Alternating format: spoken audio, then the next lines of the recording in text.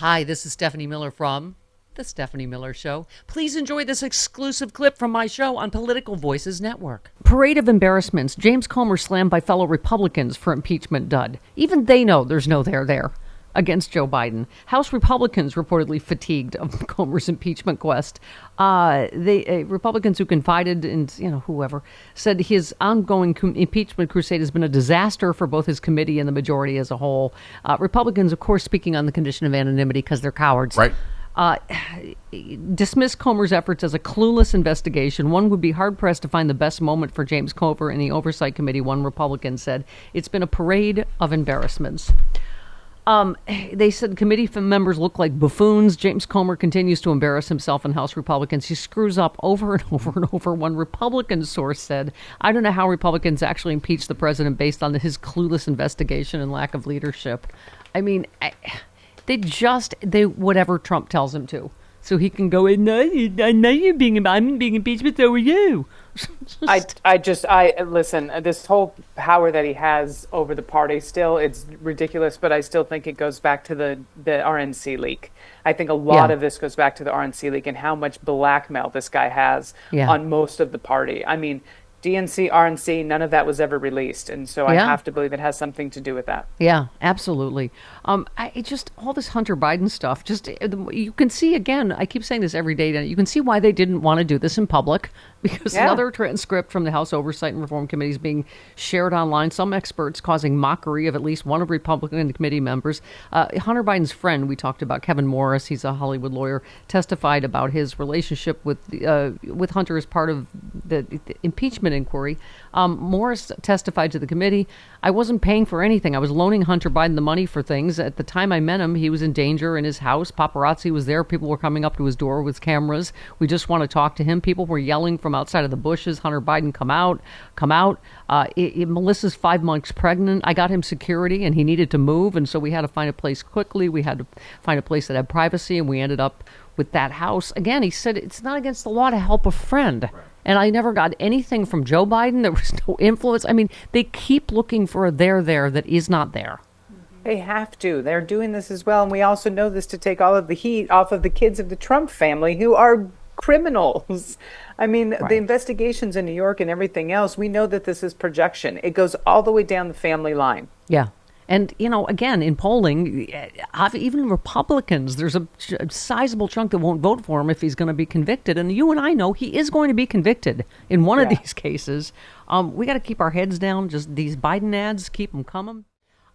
It's I know it's hard because Donald Trump sucks up so much oxygen, particularly all his criminality, to really talk about the extraordinary achievements of Biden, and also to call all this, most fentanyl comes, in legal ports of entry. It is mostly sold by Americans. Like all this fear mongering they're doing. I love absolutely. I think every ad should start with all of the failures of Trump and end with all the successes of Biden, because that's the name that you hear last. That's the name you're going to remember, and those are the things that stay in your consciousness. They need to be doing this in every single ad. Yeah, and they keep saying Biden keeps seizing more fentanyl at the border as if that's a bad thing. Right. I know. I don't think that means what you think it means. Mitt Romney said, I think the border is a very important issue for Donald Trump, and the fact that he would communicate to Republican senators and congresspeople that he doesn't want us to solve the border problem because he wants to blame Biden for it is really appalling.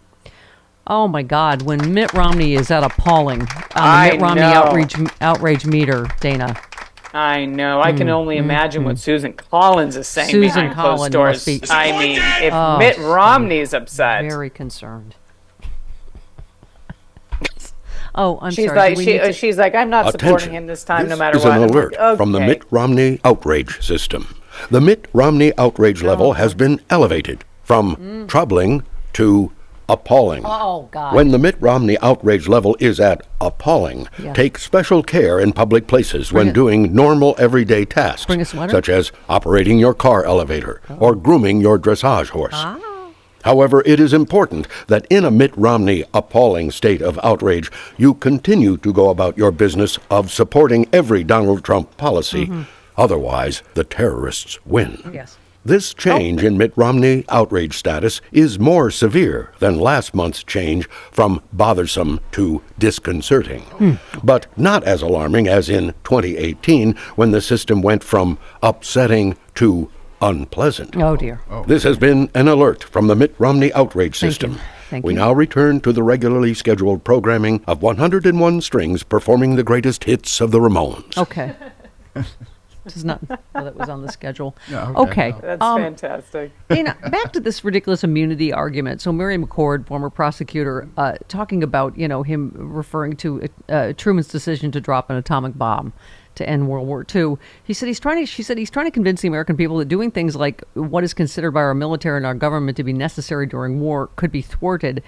She said more significantly, Trump is trying to make it seem like if presidents can't function without immunity, which is ridiculous from the perspective of you just don't need to commit crimes to be president. You don't need to commit crimes in order to prosecute a war during a declared war. You don't need to commit crimes to challenge an election.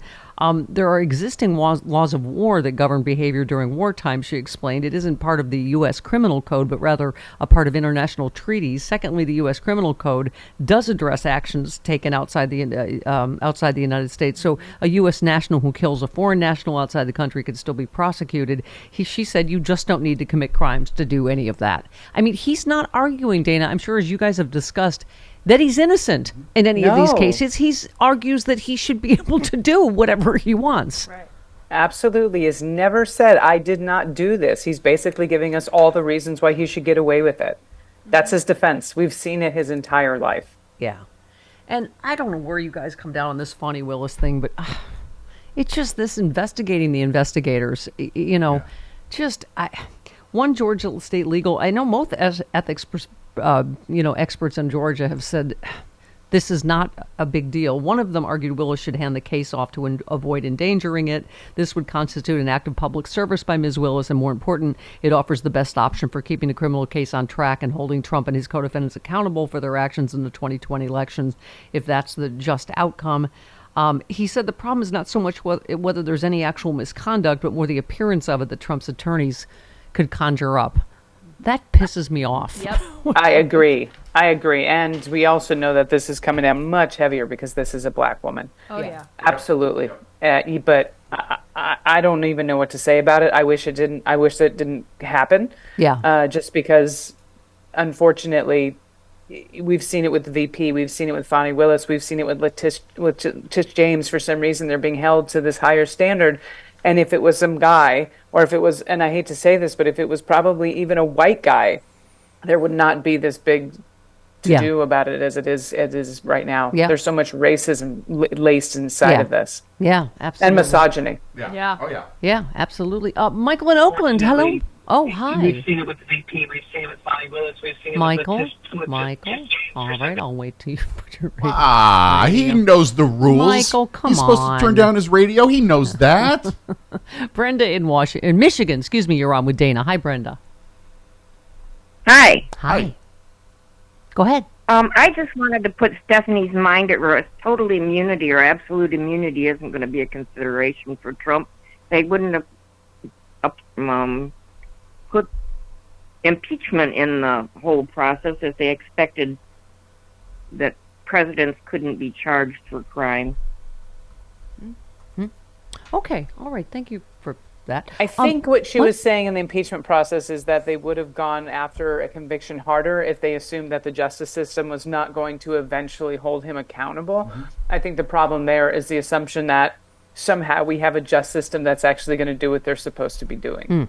Yes. Okay. That will, on a time frame that will prevent a madman from getting the nuclear codes. Right. Just Right. not that But it's he was important. impeached twice, so he's not immune. But the lack Right. of conviction obviously makes him feel like he is. He's using that as an empowering excuse. Right. But almost every senator said they didn't vote to impeach him, convict him, Yeah. excuse me. Even though they because know he's guilty. Thought the Yeah. federal law was going to take care of it. I mean, let's Yeah. play compare and contrast. Speaking of justice coming, Rudy Giuliani's bankruptcy case moving forward. Woohoo! He will have to testify under oath. Oh, dear. That's always somewhat problematic for Rudy. party itself imploding. The Senate GOP breaking down into finger pointing and shouting matches as tempers flare between the leadership and hardliners about passing border and a foreign aid deal. Private Senate GOP meetings have devolved into testy exchanges. Fight, fight, fight. Big bag of rats. You're all equally awful. Over immigration, Trump and Ukraine, including Tuesday's closed policy lunch, a handful of Republicans revolted against McConnell, questioning whether he's using a tentative immigration and border security package as an end run with Democrats to help push through more money for Ukraine. Oh, God forbid. The meetings are devolving into shouting matches. They're sniping at the leadership, accusation hurling, and motivation questioning. Fight. Fight, fight, fight, fight. And then I have to end with, "Hi, I'm Eric." Trump Oh, no. alleges an all-out war on God since his father's election loss. I mean, Oh boy. He's never been to church in his life. No, he can't He name just anything. pours cement. I'm just a cement porter. That's all I do. I just pour cement. yeah, clearly, yeah. We will. It's just the least godly man in the history of our country, supported by Christians, is going to be one of the stories of our Horrifying. time.